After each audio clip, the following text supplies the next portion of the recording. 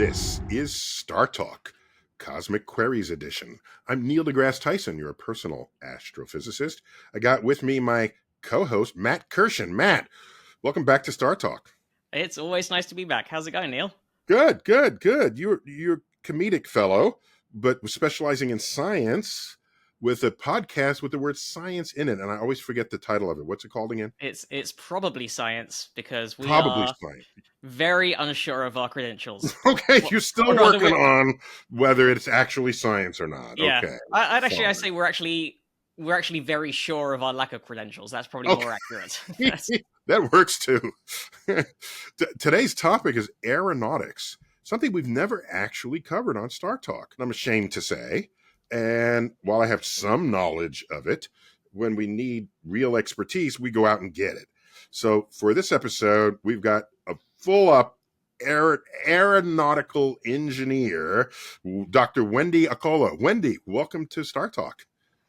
Hi, Neil. Hi, Matt. Thank you for having me. I'm looking forward to this conversation. Excellent. And did I pronounce your last name correctly? Okolo? Okolo, that's correct. Okolo. Excellent. You're an aerospace engineer. I got your PhD back in the teens, 2015. 2015. And so right now you're working for NASA. For which NASA has 10 centers. Which one are you working for? I am working for the NASA Ames Research Center in California, so in the Bay Area, California. The Bay Area. Now, I know at Ames, that's where they have all the historical wind tunnels were there. Yes, there's some really, there's a really large one there, and it's actually pretty close to my office. Well, when I had an office before I started working remotely. Okay. Yeah. And so where do you work remotely now from what city typically? Houston, Texas. Well, But more I'm at NASA there too. Right? I know. I just can't get away. I can't. But I'm at Ames often enough. But I'm still 100% affiliated with NASA Ames. Okay, in aeronautics, wait a minute. Matt, do you know what the first A stands for in NASA? I'm gonna guess aeronautics from that very heavy clue. I don't know much, but I can follow context clues. That's how smart I am. I'll be honest with you, Neil. I'm still trying to work out whether I can get access to one of these wind tunnels. I've never been in one. I want to know, can you do a photo shoot with some umbrellas? Like, how strong does this thing get? I don't think, when they're on, I think you want to keep your distance. But let me just finish that. So NASA, so Wendy, people lose track of the fact that the first A in NASA stands for aeronautics. A whole chunk of its budget is allocated to that. National Aeronautics and Space Administration. So how much of the full NASA budget goes to aeronautics? What percent? Oh, the thing is, space is really cool. And so sometimes people forget about aero. A decent sized chunk goes to aero, but I can't speak to the exact amount in relation to what space gets. Okay, right? so no, that's the wrong answer. What you have to say is not enough money goes there. That's the right answer. Yeah. Yeah. People get moon giddy. They forget to. They do. I mean, if you even just ask anyone what they think aerospace is, they say space. They forget about planes. They and forgot the potential air. Yeah, you got to get through the air before you get to the space. Exactly. And the air is pretty complex too. You're damn straight it is. Yeah. So what division? What part of NASA within NASA do you work for?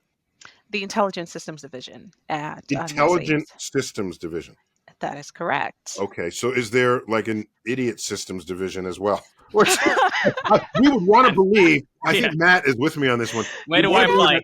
All of NASA is intelligent. So why are they specifying your division with the word intelligent in the title? Because they have me. That's why. Yeah. Is there a division where I can send my crayon drawings and ask why this isn't working? Why is this not flying?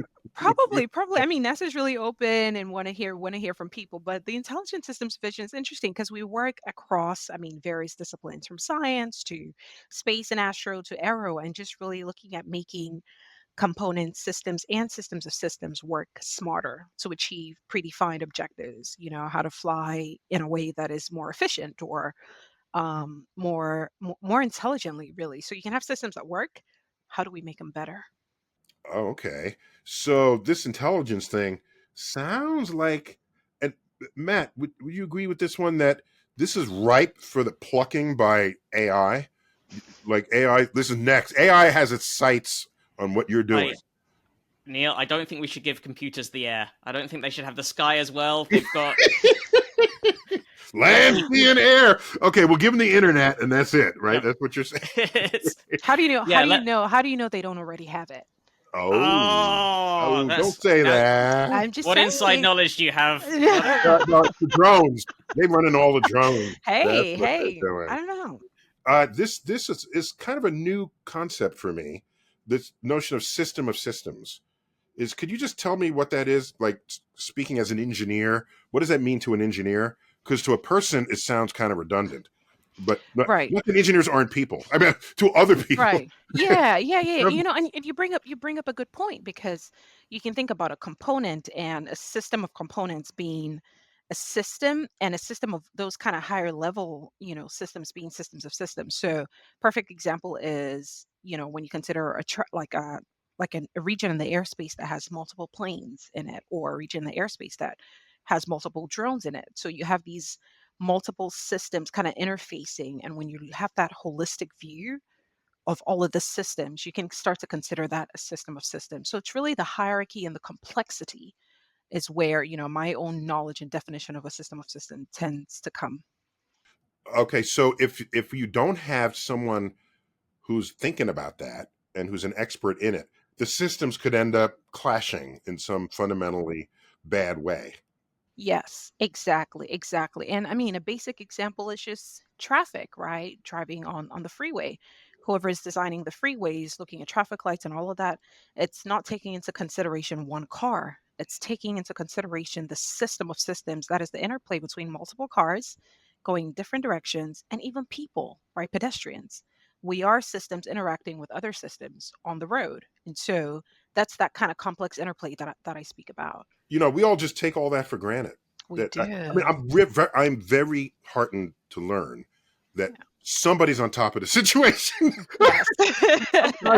Yes. It's a good thing. It's a good thing that, higher order level is good. It's important. But the little things. When I'm driving in New York, in Manhattan, there's a pathways that I get to my parking lot, and there's certain lights that are a few blocks away that if I turn when the light has been green for like 10 seconds versus 20 seconds, I will always hit another light in the exact same way a few blocks away. So that's telling me somebody's thinking about. Anytime that happens, I say, okay, I'm glad somebody thought about this, because I certainly wasn't. Yes. And that's the intelligence, right? That Yes, optimization, so yes, that you're not stuck at every light. right. And then these things would also even change depending on the time of day and potentially even time of year, because you have to optimize for like these very different factors, right? So I mentioned the traffic example, with cars and people, pedestrians, but another system that's important is environment, right? That complex interplay between the man-made systems that we design and then the natural complex systems that we're still trying to understand. How do you optimize all of that? So it's pretty cool. You can go crazy. Yeah, totally Yeah. crazy. So tell me before we get to the Q&A, because I definitely want to hear what our fan base is thinking. Because and Matt, you're equipped. You got all the questions lined up. I've got some great questions lined up. Okay, I don't want to use up all this time, but I just want to set a mood here. What is the challenge? This question sounds so bluntly obvious, but I got to ask it. What is the challenge moving through air? So it's the atmosphere, right? Air has pressures in different regions, and a body moving through air disturbs you. Basically, you shake up the pressure, and a distribution of pressure acting on a surface is a force. And so you can have forces that, kind of when you resolve this pressure on the surface, you can have forces that really impede your movement. It's the same thing even if you're on the ground.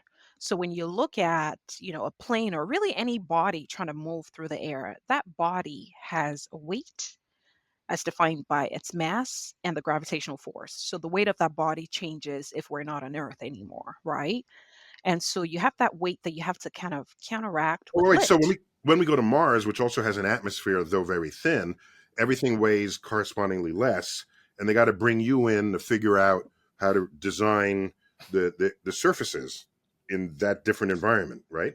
Exactly. You'll be, extremely like in shape when you go to Mm-hmm. Mars because your mass times the gravity. You'll be just in excellent shape, right? Because you weigh less, right? If you're on a different planet. So everything we know now as to who is overweight or underweight changes. Mm-hmm. So when you go to another planet that has a different gravitational constant, things will change. The weight will change, the amount of lift that you need to generate, which is the opposite of the weight, will change, and then that drag force that is impeding your movement, right? That will change as well. So you might need less propulsive force to maneuver. So the atmosphere really is the big thing with moving through air. Atmospheres and pressures that turn into forces. But the air is kind of in the way because you're trying to plow through it, but it helps you with lift, Yes. right? I mean, so it's a Yes. weird kind of give take Yes. relationship, it seems to me. Yes, yes. So lift is the exact expression for lift is Q infinity SCL, where Q I knew that. infinity is yeah, Yeah. Matt knew that too, right? Yeah. right, Yeah, yeah, yeah. right. Matt, Yeah, step yeah. up Of here course, when of course. that was your Yeah, cue, Matt. yeah. The audio only people won't be able to see the tattoo I have of that equation, but the Oh, video people, Oh, that's the a video cool people know. tattoo idea. I like oh that. my gosh. Yeah, yeah. I saw a really cool one, which was like the integral of, like what the integral is defined as a Riemann sum. Like it's the integral that is a summation of all these, anyway. Yeah, cool. Why is the word infinity in that? Why did you use the word infinity? Where does that come in?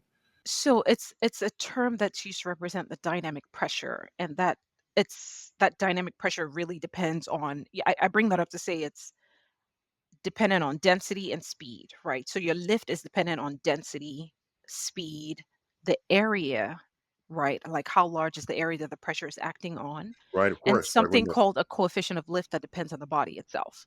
okay. So that density is a function of the atmosphere. Mm-hmm. The atmosphere is directly proportional, right, to the lift that can be generated. So even though things may seem easier, like we're saying, right, with the weight being less on another planet with a different atmosphere, if the density goes down, you can only generate like as little, like the amount of lift you can generate goes down as well. So this must be why at high elevation airports their runways are longer because the air is thinner, right? I mean, I think Yeah. in Colorado, in what's the one that's a mile high? What's that place? That's yeah, Denver Airport. That's Denver Airport. my wife is from there, so we're there a lot, and it's a bumpy landing. The mountains are there as well, so it's like there's a Yeah. lot of Well, air you're not movement supposed to going on. land in the bumpy mountains. You're supposed to land on the flat airport. Okay, Oh Matt? Yeah. we go for the really cheap flight, so we spend a few weeks in the mountains. Some of us What eat each other. airline? I know. It's kind of What yeah. airlines are those? Tell us what airline that is for sure. Just so we know. So let's get into some Q&A. So we've already touched on a bunch of things. So I'm going to jump straight to Anderson Clark, who's one of our Patreon patrons. Says, "Hi, Dr. Tyson and Dr. Okolo.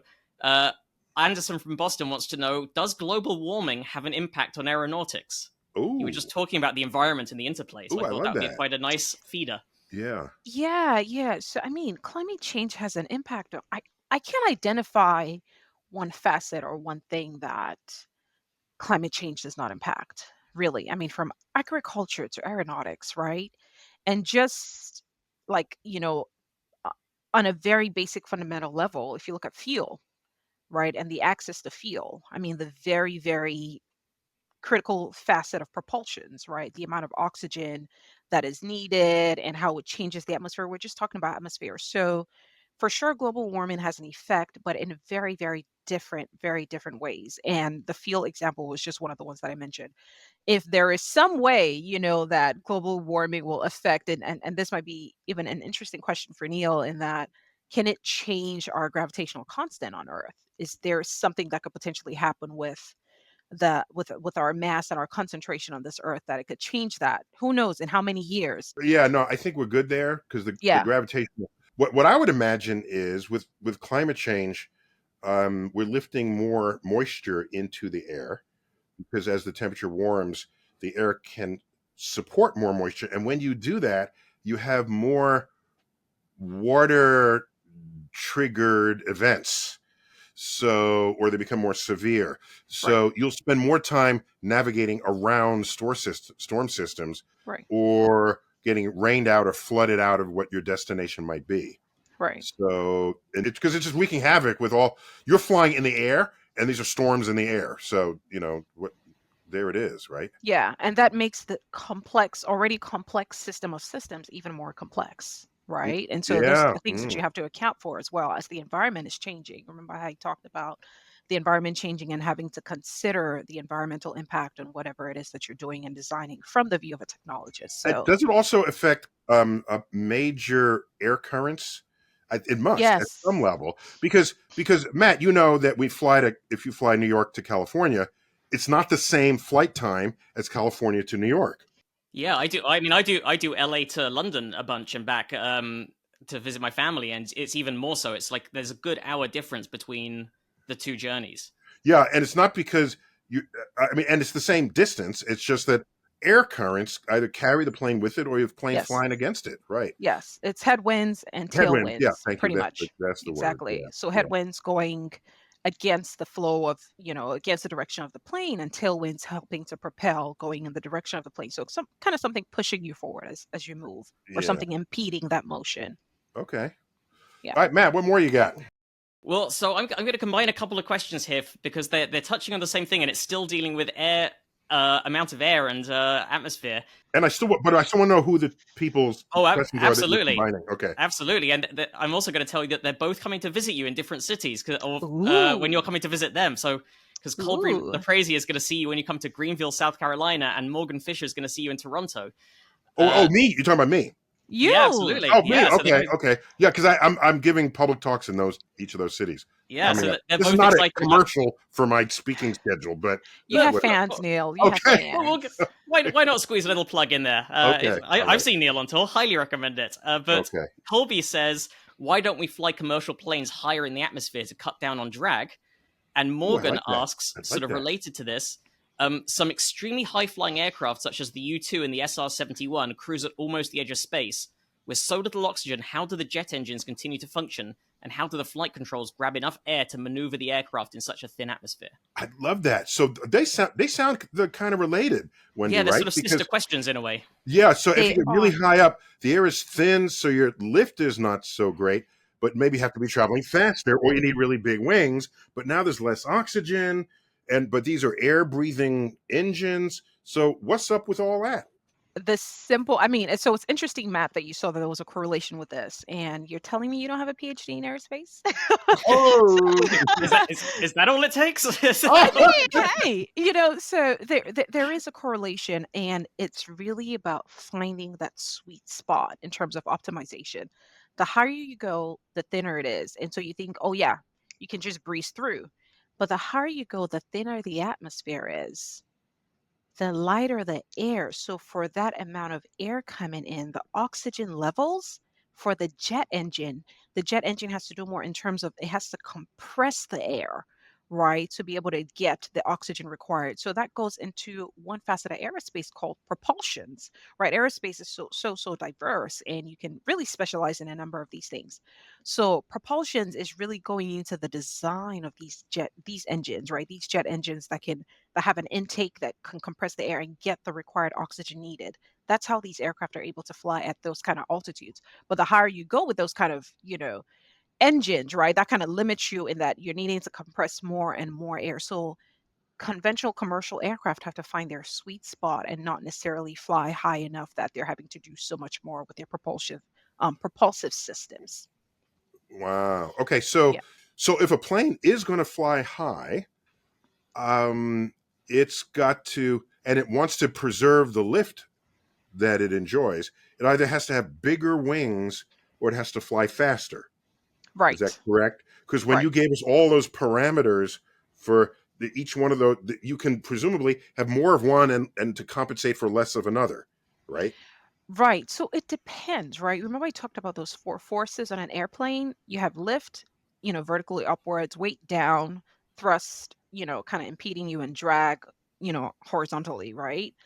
Thrust helping you and drag impeding you. So it depends on what the challenge really is. But because the U2 has a huge wingspan, and it's not Yes. going very fast, and the Yes. SR-71, it doesn't have a big wingspan, but it's going really fast, It's going right? really fast. So it's also not necessarily the size of the wings, but in the design of the wings, right? If the wings are designed such that they are able to kind of create this angle of attack and generate lift in a manner that is, and this goes really into aerodynamics, which is another Oh, wait, that's facet. another word. That's another word, right? That's another facet of Aerodynamics. aerospace engineering, right? The design of the wings. I talk about design of the engines. So the design of the wings is critical to create a lift coefficient that can be high enough to increase the lift. So you can do it with the area, which is S, because I said lift is Q infinity times Yeah. S times CL. You can increase CL or you can increase S, the area. And these are Okay. just different knobs that, researchers with PhDs try to tune.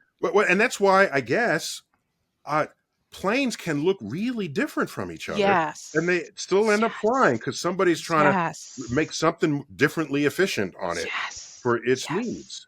So You so hit the there nail on the head, Neil. Okay, They because can look so different really and just different, there's just and they so still many fly. knobs. There's so many knobs to tune. They look so different from each other Okay, and they can still fly. cool. so there are a couple of questions touching it. There are so many. I'm going to try and get through as many of these questions as I can because your Patreon patrons have really come through on this one. This Okay, is go ahead. clearly a topic that sparked things. Yeah. But again, so Dave Hartman has asked a couple of questions about wings, and I don't know what either of these things are. So what is a blended wing aircraft? Because he talks about this, and then he also talks about the X-29, which is a unique aircraft. He says with its wings on backwards. He used to work in aerospace, apparently. Dave did. It was posited it would have better maneuverability than traditional designs, and it did well in flight tests, extending into supersonic. But it used analog computers at the time. Would it be a better choice for today's Air Force if it used digital computers instead? And why aren't canards used on more aircraft? There's a lot of questions coming in. I don't know Wow. what a canard Wow. is, Yeah. or a Okay, now I backwards wing, remember, or a Wendy. blended wing. Yeah, so Wendy, I Yeah. remember seeing an airplane with the wings were pitched forward. Maybe is that the one where it looks like the wings are on backwards, or it seems, or so. All that told me when I saw it was wings on a tube is a highly robust thing to fly. That's what I remember saying to myself. Yeah. So yeah, that kind of goes into what we're talking about with these different aircraft designs, right? And Mhm. depending on what the objective is, like I don't know what he said about something working well in supersonic regimes, but not working as well, in subsonic regimes, right? Where supersonic is flying faster than the speed of sound, and subsonic is flying slower than the speed of sound. Depending on the objectives of the plane, you can design things that may work well in certain regimes and not others. So, for example, the blended wing is that it's not like your conventional aircraft when you get on a plane and look out of the windows and you can see and easily identify the wing. The blended wing it's almost like a flying wing where everything is part of the plane. Canards are Oh, okay. wings at the front of the Oh, aircraft. I've seen that. I've seen that. Yeah, It there looks are like a wings. catfish's thing. Exactly. Very good. It's like a catfish whiskers, but it's like a smaller Okay. wings at the front. So the idea is that those can potentially create more lift and help the Mhm. main wings and increase the lift on the plane. The challenge with that is stability, right? So you have like static stability and dynamic stability that pretty much are looking into what happens to the plane when something happens. So if you're inherently stable, as most humans are, if I push you, you're not going to fall over, ideally, Neil, right? Right. So if I were to, yeah, I if know many unstable people. I just want to be clear. Oh, you mean right, you don't mean emotionally unstable. no, Okay, you no, mean no, no, physically, physically yeah. stable. I mean, Yeah, that's something else. We can mhm. we Yeah, can yeah. delve into that. But if you were to disturb a body, right, in flight, at rest, in constant motion, whatever, and if it were to return to its original state, it is considered stable. If you were to disturb it and it started to, like if you pushed me a little and I started to go back and forth and rock back and forth till I eventually fell without any kind of controller stopping that, that's considered unstable. The challenge with certain designs is that they are not as stable as you can imagine, a wings, traditional aircraft that are more stable. So they need so much more work done. That is the problem with canards, right? Which is the tails and the front, right? they have some sort of dynamic on instability in comparison to the conventional wings, such that if there was a wind gust, the plane would, need so much more help to return to its original neutral state. Okay, well, what about his comment about computers? Because there's an era of planes designed before computers were good. Right. And when I Now these remember are that, more intelligent. yeah, and now that computers can Yeah. control the surfaces, the shape of the surfaces, or the flaps or whatever, would it be that the canard design, which is unstable under normal situations, has an advantage in whatever its advantage is if a computer making adjustments 100 times per second can make it stable? And that's the other thing you want to weigh. The benefits of whatever kind of design that you're looking for your airplane in comparison to the requirements, even from a computational perspective, to have these make Right. to have these make to make these many adjustments, one, and two, from a fuel, right? From a perspective of like fuel savings, these many adjustments to like your aircraft's body shape, control surfaces will cost you. Yeah, that's So you kind of have to weigh that. But the good thing with, I mean, so and that's fly by wire where you're able to send these commands in, and your aircraft does what you want it to do. But how about flying by the seat of your pants? Is that an Hey, official term as well? Fly by wire I'm sure a lot of fighter jet pilots and even with a chapter astronauts. in your Hey, engineering book. yeah, no, it is not. It is not. But Mhm. but that would be something. No, but I was trying to say that one of the benefits with being able to do a lot of digital computations with aircraft design is the ability to just really explore a number of regimes, even for the design process, right? You can say, what if I have what if I can generate this lift coefficient that varies with alpha, which is angle of attack, and size up and a number of things. But you can do more quicker and come up with a design that closes, right? And when I say closes, means it's something that's flyable, right? That you can, Yeah, yeah, you can get something that's perfect, but it's not flyable, right? And that design doesn't close. that So would you be can a do bad airplane. that would be a bad Right. airplane, right? If it That's needs why NASA hasn't wingspans returned my letters. Oh! or And all your brilliant designs. your drawings, your brilliant Yeah. your brilliant drawings and designs. The So pilot's got a big smile, so I don't know how they don't realize yeah, that everyone's happy, it's working well. send more. There it is. Yeah, So, Wendy, you wrote a book, I did. Learn to Fly, That on is becoming a correct. rocket scientist. So, Mhm. so this is so I see what you did there, right? Because you're like flying high with Yeah. your PhD aerospace engineering, and learning to fly would be learning how to accomplish things Yes. against what might otherwise be hurdles or a hand that you're dealt, that how you're going to play it just in life, right? Yes. Yes. Yes. Agreed. So there was, it's a title that I really like because you're thinking, oh, am I going to learn how to become a pilot with this? No, but you're really going to learn how That's going to to. disappoint a lot of people. Let me just say that right now.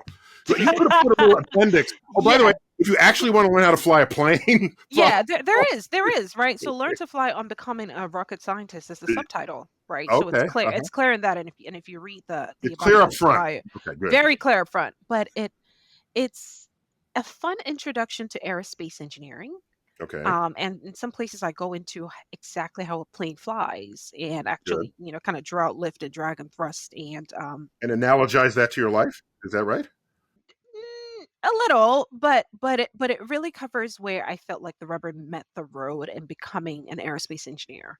And a lot of that was in college where you think, okay, this is fun. This is really cool. This is fascinating. I want to do this. But then you go and you take your first test in calculus and you get a D. And what do you do with that? Right? That's the story of a number of people we know. How do you move from that D to an A in something as seemingly complex as aerospace engineering? Right. So it's really to encourage and to enable not just even a current generation or a new generation of people interested in science, technology, engineering, and mathematics, but to equip them in these fields. Plus the tools of I think the buzzword of recent years is grit. All right. Yes. If something doesn't go well, how do you recover from that and keep pushing if your heart is still in the subject? Of course, if you get delusion that, maybe we lose some people that way too. But it seems from your book, it's, dare I call it, a primer for how to overcome what Yes. could be forces that would Impede. impede or dissuade your success. Exactly. Okay, Exactly. How to cool. get through mentally, and really just even like how to even optimize your time when you're swamped, Oh, okay. right, with certain things, and how do you make time? I mean, I get questions like, "Oh, can I have a life if I do aerospace engineering?" Yes, you can. Yes, you can. You can do what you want to do. You can party and eat breakfast and do whatever you want if you're smart about the way you work. Oh, I You like that. know. Not just if you're smart, if you're smart Yes. about the way you work. Yes. You have So, to be where smart did about you the way you grow work. up? Did you go to private schools, public schools? I went to a federal school for high school in Nigeria. So elementary school, high school, middle school, all of that in Nigeria. And then I went to college at the University of Texas at Arlington. I moved to the States when I was 16. My family's Nigerian American. So they make us go to school there up until college. Okay, so all of you were born in Nigeria, came over for that. Right. Yeah, Exactly. Exactly. that's So came over. Texas is very different from Nigeria. You probably It noticed that. is. It is, but it's it's warm. It's warm too, so people tend to like that, Oh, right? okay, all right. Texas is warm, so people No, tend no, to we like. don't. We call Texas hot rather than It's warm. hot. It's Yeah, hot. yeah, Yeah. It it's is hot. hot. It's hot. Okay. So So you're saying there aren't as people many Nigerians in Wisconsin. No, exactly. That's it. That's it. There aren't as many, so they Matt they tend to figured that out. gravitate. Matt Exactly. figured that Yeah. out. Yeah. Yeah. Don't want to freeze. Very cool. Okay, Matt, keep it going. Given that we were talking about learning to fly, a few people have questions. So Autumn Rose Miller, Rotten Josh, aka Transmetal2, oh sorry, Transmetal2, my apologies for getting that wrong, and Brian Purser all have sort of similar questions about whether the era of both flying cars is in our future and also sort of self-driving planes, and whether one day flying a plane will be as easy as learning to drive a car, where you can take some weekend classes, Brian asks, rather than thousands and thousands of hours of flight school. Let me take that baton and ask Wendy. Wendy, where the hell are the flying cars? I mean, We want flying cars. We want flying yeah, cars. yeah. It's not an easy problem to solve or a tractable problem because if you just look, there's potential. There's a lot of potential, and one thing that people tend to forget with potentially flying cars is there needs to be available infrastructure, right, to enable these things take off and land, right? There needs to be air traffic management that will control these things. And we haven't even really figured it out with the self-driving cars on the ground. We Right. really we honestly haven't. Yeah, 35,000 people die every year from car accidents on the ground, and that's not, and these aren't cars falling out of the sky, right? Right. But Exactly. So isn't there if more space in the air, though? There's less stuff. You're not going to get a child running out into the air yeah, that you yeah, could. and That's the point. aviation is really, really safe, right? In comparison to, ground travel.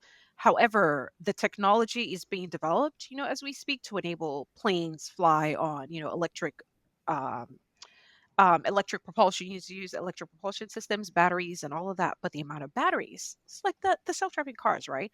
How heavy do your Very heavy. batteries very good. How heavy do your Right. batteries need to be to fly, from point A to point B and maintain a charge so there's a lot that will go into that from the technology design standpoint and from the infrastructure and regulations Mhm. perspective, right? How do we regulate these Do you things? foresee that? Is that a real future, or is this? Should we just give up? No, no, no, no, no, no. I do foresee it. It's just the time scale that we might need to be realistic about, right? Is it happening Okay. tomorrow? No. Okay. That's it. So just let's just say, is it happening tomorrow? No. But I foresee it. I foresee that it will happen. But there's a lot that needs to be done from a regulatory, from a technology development, from an infrastructure, and even community buy-in, right? We have to be careful with how we're developing these things and how we're creating a new mode of transportation. And it seems to me they'll be quite noisy, right? I mean, Potentially, noisy right. like helicopters. Helicopters are pretty noisy. Right, but and that's where we're looking at the electric propulsions, Oh, right? electric. So Okay. it wouldn't be as noisy as a helicopter, and there are a lot of studies looking at the noise levels and how acceptable they will be for Right. communities. That goes into community societal acceptance standpoint that I'm we're old looking at. enough. I'm like 3 times older than both of you combined. I remember when I was younger, if a plane flew overhead, you had to stop your conversation in the street because you couldn't speak over how loud its engines were. Now planes fly over and you have to pay attention and then you can hear it. Mm, You realize in the 1969 World Series, the New York Mets at Shea Stadium, which is in the backyard of LaGuardia Airport, Mayor Lindsay redirected the air traffic to not go over Shea Stadium so that we could have the announcers wouldn't have to wait for the plane to fly overhead. And right. so these are the kind of things that was happening back then. So planes have gotten silenter over the Right. years. I just want to just a shout out to you and your people, Wendy, whoever's been working. Yeah, they really have, and that's the research that people are working on. And these Yeah, are envisioned to fly at significantly lower altitudes, right, than commercial. So those are the things we need to consider. Where are they flying? Who are they flying for? What communities are potentially going to be disrupted? Where are they going to land and take off? And yeah. You're do you not have going to the fly technology? where the temperature is 40 below zero, right? Yeah, exactly. Exactly. What's that going to do with your batteries, right? Right, right. Yeah. Okay. Yeah. All right. Give me some more. Well, while we're still talking about self-driving, so Rotten Josh was actually asking about self-driving space vehicles, and also, I hope I don't mess this name up. Keti Kukana Keti Kukanashvili. I hope I got that fairly close to correct. My apologies if I didn't. Wants to know, this is a bit of a silly question that keeps me up at night. What happens if someone on the International Space Station forgets to turn on the engines now and then and the station crashes down? Is there a fail-safe autopilot? Do we depend on humans to keep the station in the right orbit? Yeah, there's a broader question there, Wendy. With the power of computers, they can make faster, better decisions than we can daily. And plus, do pilots really fly planes anymore? Or are they there just for show because you feel more comfortable that a human being is there? Uh, and let me just answer the thing with the space station. Then I want to go to you, Wendy, on the automation of what's going on out there. The space station has a huge cross sectional area, almost the size of a football field, and well, it's physically the size of a football field with all of the solar panels and everything. It is plowing into very, very thin atmosphere at 250 miles up, enough to slowly take it out of its orbit, and periodically it gets boosted to go up. And so it's periodically, and they don't miss that opportunity because once you Yeah. start falling down, it happens fast because you go to a Yeah. lower orbit. There's even more air molecules Yeah. that takes you even lower. It happens Yeah. exponentially. So that's not going. So we're cool up in space. Back on Earth in the air, Wendy, how much do we really need pilots anymore? And that's why they say hurtling down, right? Not just felt like you would be hurtling towards, towards the center of the earth. But remember when we started this, that Matt was talking about AI in the sky and he wanted to leave AI in the sky. And I was like, are you sure we're not there already? Do you know how much? So there pilots don't fly planes for the entire duration of the flight. They do have the ability to override and to step in and to do a lot, especially during takeoff and landing. But a lot of it is automated, right? It's like cruise control in your car, especially with air traffic management. Making sure and things aren't hurtling into one another or or crashes or anything like that. However, there's a lot that Oh, pilot. wait, what? I didn't expect that to be your next word. Okay, so everything is Right. safe and everything. Yeah, yeah, yeah. However, No, no. okay, However, but this is good. This is good, and oh, people good. don't However, get it. okay, go. However, there's a lot that pilots do that we don't give them enough credit for, right? And so that goes into kind of studying, the human contributions to safety. And we do a lot of that to see how we can model and mimic some of those for AI, right? What you consider artificial intelligence, which is pretty much machine learning, right? How do you teach something to learn on its own? How do you teach it from past behaviors, right? And that kind of reinforcement learning. But there's a lot that they do that's really, really, really, really good stuff, even with the complexity, seeming complexity of flying something like a giant metal tube in the sky and carrying and being responsible for however many passengers. So if pilots don't fly the entire flight, So Matt, it's already there. Autonomy is there, and it's here to stay. But there's a lot that they do can override, and that we are learning from to be able to integrate in the autonomous systems that we design. Okay, I'm old enough to remember when we first learned about autopilot. There was a quiz, not a quiz, a survey that they sent to people, and they said, if we go to computers to control, and there's something wrong, and something goes wrong. No, I remember this. You're in a plane and something goes wrong. Who would you rather trust, the computer or a decorated Air Force pilot to step up to the ranks? And everybody at the time says the experienced Air Force pilot. And I'm thinking, wait a minute, I know what computers can do for us. They can make fast decisions quickly. And at the time, I was voting for the computer, but no one else was. Now, I don't think people would put a person in the line of protecting the plane. If something goes wrong with the plane and we say the computer can take over, I'm not going to be saying, no, let's get a human being up. I'm not, I think people would agree with me on that. I can see Wendy kind of wincing. I don't know, like, my mind is it depends what the thing is, because I think there are things that if a computer has a bug and then does something ludicrous, a human will catch that. Whereas a computer, now, if a human has a bug and does something ludicrous, will the computer catch it? That's also a fair point. Okay. Yeah, it has also the pilot from Alaska Airlines that shut off the engines. He was in the jump seat and he was depressed and he went and shut off the engines. That's something loopy that humans do that a computer, I don't think computers go into suicide mode. Okay. Wendy, what do you... Yeah, so this one's a little complex for me, because then it gets personal. But I think, just like Matt said, it depends, right? It depends on what is happening with the bug or with the person. When we design or create algorithms, and I'm going to give you an example with controls, which is what my background is. Controls is another facet of aerospace engineering that works, that makes things fly the way you want them to, and use. So when you look at an airplane and you see those flaps going up and down, those are control surfaces, rudder, ailerons, elevator, just flaps, right?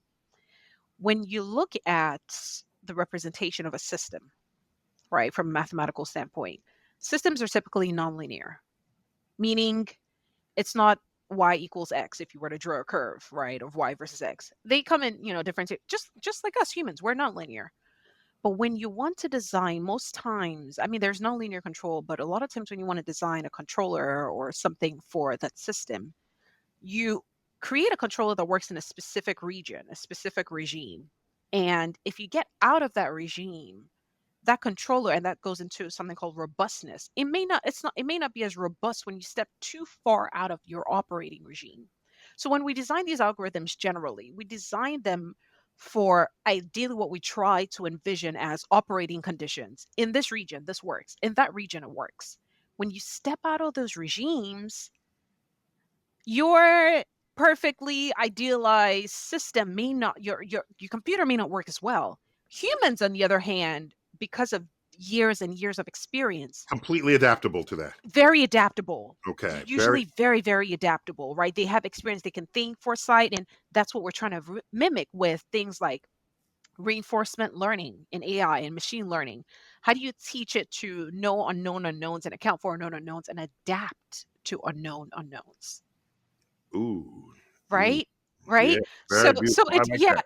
yeah, Okay. it depends. It depends. So I don't know. I'm not a yes. Yeah, or what no. you're saying there is not to put words in your mouth, but there's situations where intuition matters, and a programmed computer might not have the intuition. Maybe ultimately AI will.